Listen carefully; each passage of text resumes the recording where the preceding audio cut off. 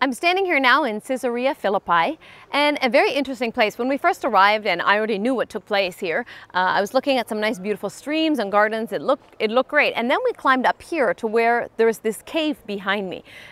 Interesting to know that in this cave was actually idolatry worship, and people were worshiping pagan gods, even to the point of sacrificing children.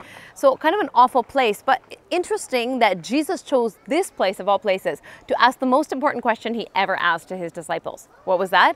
Well, first of all, he started it off slowly, and he asked them, "Who do others say that I am?" So they gave him the answers. Oh, they say Elijah, John the Baptist, or prophet. And then he said, "But how do you say that I am?" And then Peter came up with the answer, which is the true answer, and he said, "You are the Christ, or the Messiah, the Son of the living God." And this was the first time, that someone had really stated who Jesus was. All the time before, you can look at the stories, and the disciples had called him teacher. You know, they looked at him as a rabbi or a prophet. But this is the point when the real revelation came out, that they understood, that they had known that he was the Messiah. Now, that's something that they've been waiting for. They've been waiting for the Messiah for years and years, the generations and generations. This was a huge pivotal point.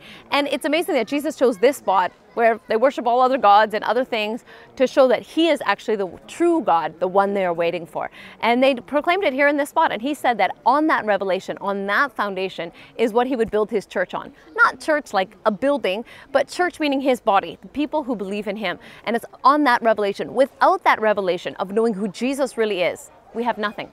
You know, and even many religions, even the Jewish people are still today waiting for the Messiah. They believe in Jesus, that he was like a prophet or good man.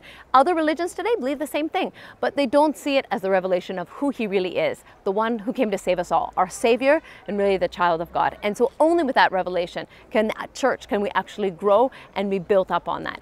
And so Jesus chose this spot to have that revealed, and for his disciples to see him as he truly was. And since that revelation, things really changed, and that's where his church could really start growing.